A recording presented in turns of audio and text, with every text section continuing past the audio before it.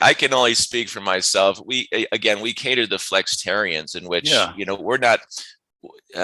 we're not forcefully advocating for anyone not to eat animal. It's everyone's their own particular desires and needs and wants, and however they want to live their life, God bless them. We're simply suggesting that historically, and the data supports that having more plants, we learned this from our moms when we were growing up, right? Having plants, having your greens, it is healthy to have those. And so what we've been able to do is create an atmosphere in which you and your busy wife or partner or family, whatever, can come home at 6 p.m, and you don't have to spend an hour chopping up the garlic and the various vegetables, etc. For that, you can just have a heat and eat,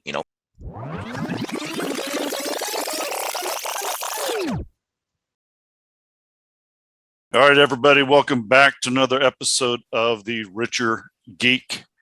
We have Jim Pakulis today. He is the CEO, chairman of Boosh Plant-Based Products. It is a healthy 100% plant-based, non-GMO, gluten-free, for those of you who need that. It's an alternative to comfort food. How you doing, Jim? Good. Thank you for having me. Yeah, it's a pleasure. I'm looking back. You've taken ventures from 0 to 16 million in 2 years. Now we're talking getting into this forefront. A lot of people are talking about the meat alternatives, and Boosh has been on the forefront of this, trying to get people to learn, to know, to understand. And it's hard for some of us, that enjoy the meat. But, talk to us a little bit about what you guys are and what you guys are trying to accomplish. Yeah, absolutely. First, let me just mention that Boosh trades on the CSE under the ticker VEGI, as well as the OTCQB under VGGIF. We actually also trade on the Frankfurt, and that ticker is 77 small I. So just wanted to get that thrown in there. Boosh was founded by Connie Marples. Connie is a celiac, so she has challenges with the qualities of foods that she has, but she's had a tremendously successful career in the food industry. In fact, back in early 2000s, she created one of the first wine bars in Vancouver that ended up getting on a very coveted list of Condé Nast's Best New Restaurant of the Year award.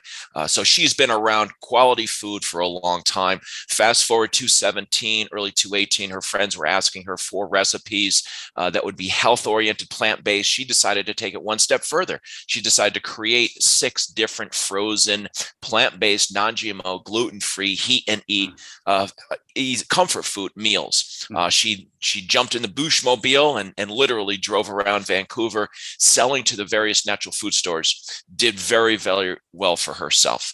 And then fast forward, we've grown significantly. We can talk about that. But she has created a very solid foundation for scalability and growth for Boosh. Can you tell us a little bit about what a plant-based protein is? Is it certain plants that they use? What is plant-based protein?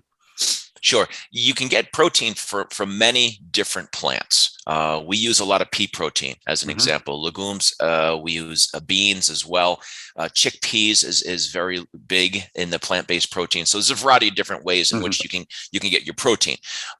At the macro level, we're looking at a disruptive transformation from the animal-based protein to plant-based protein. Matter of fact, Bloomberg came out and said by 2050, the valuation of the plant-based industry is going to be $1.4 trillion with a T. So that's going to come from somewhere. And most likely that's going to come from the animal protein world. People, and what is a flexitarian? Because we don't market to vegans or to vegetarians necessarily. We market to guys like you and I, or folks like you and I that enjoy a chicken meal or a steak. But we also want to complement that with healthier foods in our diet. And we're seeing that we have to do, who's pushing this needle? Why is this happening right now? Well, we're seeing a lot of Gen X, millennials, Gen Ys are caring about three things. One, what goes into their body. Number two, the very limited resources we have on planet Earth. And number three, the animal kingdom. So, if you look back at the last 15 to 20 years, I remember in 2000 and early 2000s, I was eating Boco burgers, which are plant-based burgers, but they, have a little challenging taste to them. So there was a slow, very slow, not even geometric growth until the last 3 or 4 years. Then there's been this explosive growth in the plant-based arena. And we want to be one of those disruptive forces as we continue and grow Boosh. Yeah. And, my, I guess, introduction into it was my body. I work out a lot. And I was doing whey proteins a lot, whole milk whey proteins. And finally I woke up one day and my body said, you will have no more whey. And so I was like, okay, what do I do? And that's when I kind of gotten involved in, there's just plant-based proteins that I can drink and do the shakes and things like that. So that was my introduction. Then you start kind of slowly. It's like, do I really need this? And then as you get a little bit older, you start thinking about, is this healthier? Can I get this taste? But like you're saying, in the early parts, the taste was like, I'm not going to do it. Right. Right.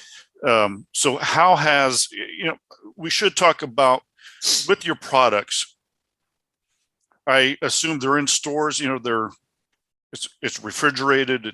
They're frozen. How are you working Boosh products? Sure. At the end of 2020, we were in about 150 stores throughout Canada. Fast forward 11 months later, we're pushing 500 stores throughout Canada. And what do we have that are in the stores? We started the beginning of the year with 6 frozen meals. We then expanded with 3 refrigerated items. And those 3 items are plant-based mushroom gravy, plant-based chili, and plant-based sloppy joe. All of them are phenomenal. We were the lead sponsor at Planted Expo 2 weekends ago. About 8,000 people attended. Beautiful. It was fantastic.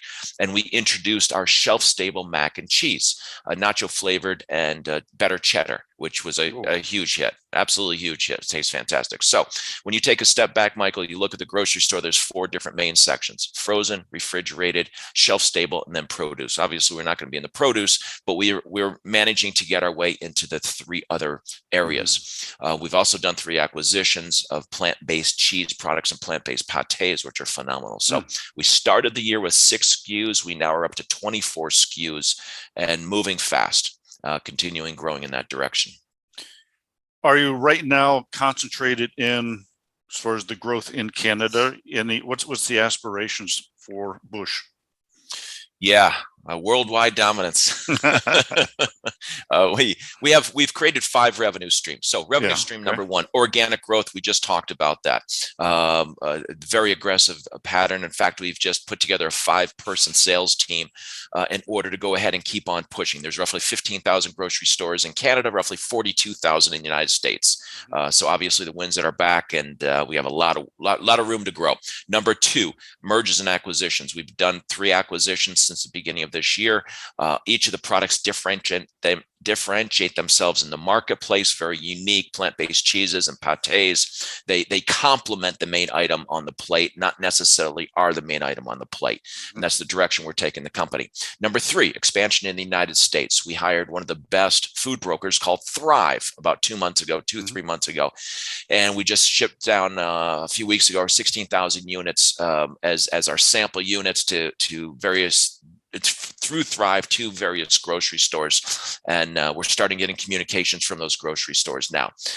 Next would be e-commerce. We also have a revenue stream that we created through e-commerce via Shop Veggie in Canada. We're getting orders now on a regular basis through Shop Veggie, and we're opening up in e-commerce in the United States. And then lastly, food service. Food service is huge. You got the schools, the cafeterias, the restaurants, the pubs, and a lot of restaurants and pubs are not catered or geared toward creating plant-based meals. So specifically pubs, you go in, you want to have a cocktail in the late afternoon and a little snack.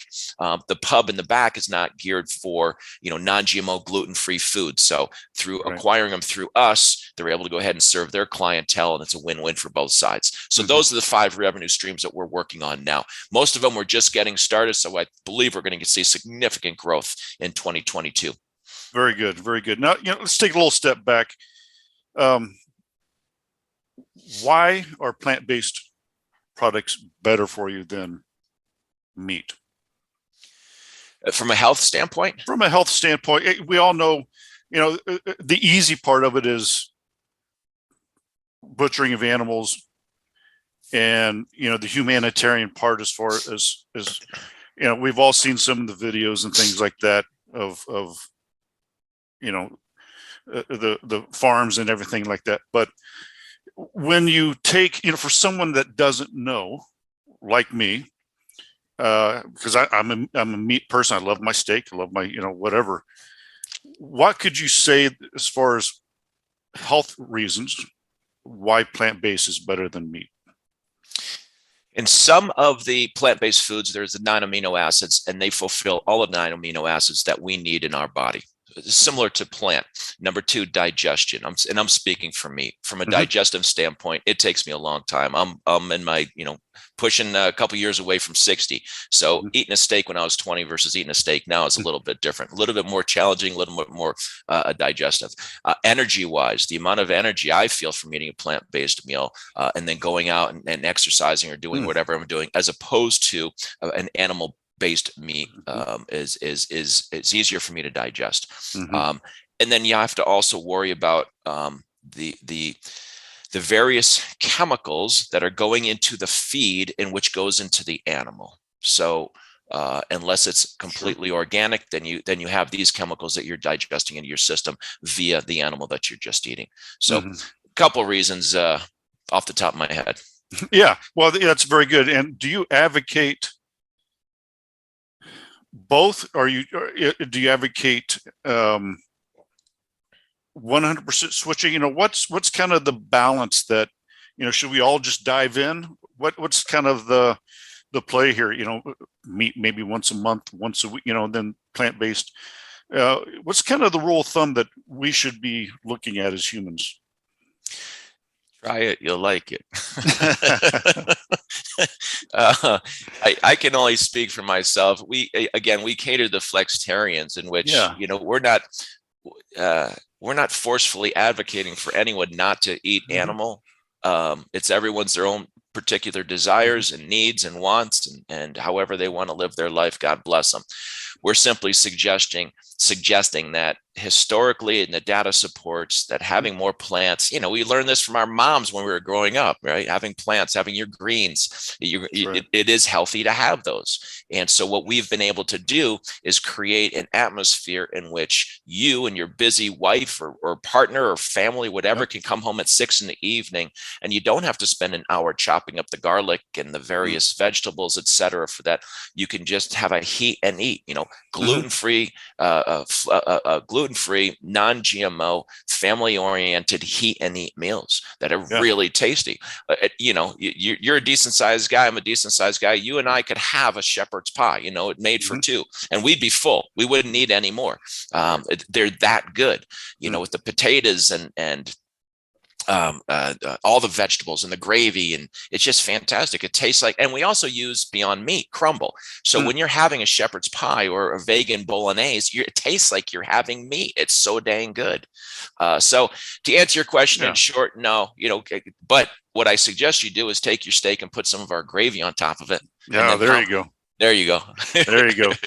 And I think that's the thing. I am not adverse to plant-based at all, and it all does come down to taste. There are some things, if I had the veggie option, I tried it and I'm like going, this is a very good product, why not? Because it is better for me.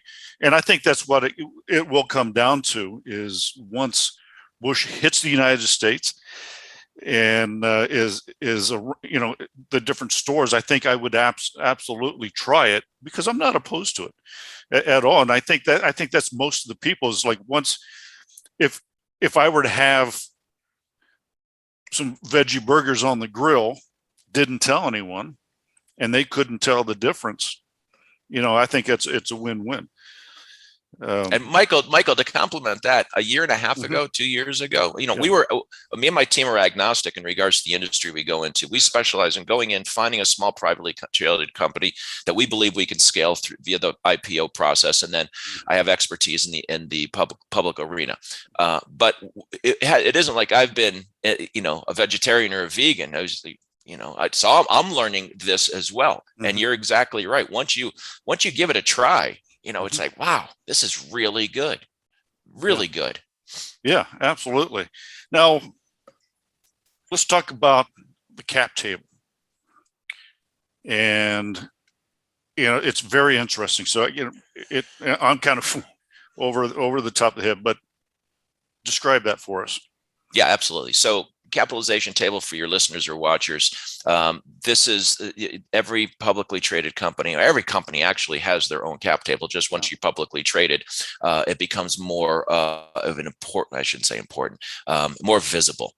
And so most small junior cap publicly traded companies will issue at their IPO or their RTO, the reverse takeover, somewhere between 40 to 80 to 120 million shares outstanding, which in our view is very dilutive. We don't like to dilute the company's stock because that hurts the shareholders and investors. Conversely, we're at the other end. Our IPO had a very conservative 16 million shares outstanding, of which at that point, 28% was owned by the founders and insiders, which is also a wonderful variable when your listeners are deciding on who to invest in. Next, we don't like to bring in hedge funds, banks, family funds, etc. It's much easier when you're doing a capital raise. You sit, have dinner, they agree to write you a check for $2 million and you're away. We'd much rather have retail investors. What does retail investor means? It means individuals, doctors, lawyers, janitors, whatever they may be, have a brokerage account with a securities firm. These are retail investors. So our philosophy is that we think a stock trades once they have about 1,000 shareholders. And a lot of companies will go public with just a minimum 150 shareholders on the CSE, Canadian Securities Exchange. We actually went public with over 1,100 shareholders. We had verbal orders of about 10 million for our IPO, but we realized we didn't want to take that because it would have been too dilutive. We only took 2.875 million at the IPO. And as we grow the company, theoretically, the stock price will increase, and therefore we can do raises at higher levels, without hurting the shareholders. It benefits the shareholders. And as a footnote, I don't take a salary. I've been working for the company a year and a half. I don't take a salary. My compensation is, believe it or not, 50-cent warrants. So I have to write a check to the company for $1.5 million when I exercise my warrants. So if you want somebody that's in the bunker there with the shareholders, alliance with the investors, then you're looking at them. I can't tell you how many times I wish that a lot of CEOs did that. We're that way. I think we'd have a very different world, if that's, congratulations on doing that. I love the fact that CEOs, leaders, my general managers, they're invested. There's a reason for them to do well, instead of, hey, if I stink, so what? I'll get 8 figures on the back end, and then they're off to another one. So that's right. Kudos for doing that. Thank you, Michael. How can our listeners take advantage of this shift? Yeah, absolutely. Please, first and foremost, always do your research, obviously, before you do any investing. But if you're interested, you can go to your broker. Again, CSE on the Canadian Securities Exchange. It is VEGI on the OTC, which is the U.S. exchange. The ticker is VGGIF. Call up your broker and feel free to acquire some shares. And if you'd like to go ahead and buy some foods, again, we're just getting into the United States, but Canadian listeners can go to our website. There's store locator, as well as go to shopveggie.com in order to go ahead and order online. Yeah, it's fantastic. Hey, ladies and gentlemen, this is the shift. Whether you like it or not, plant-based foods are coming, and they're not going anywhere soon. Thank you so much, Jim. I appreciate you being on the show. Thank you, Michael. And good luck with Boosh products. Right on. Have a great new year. You See ya. too. See ya.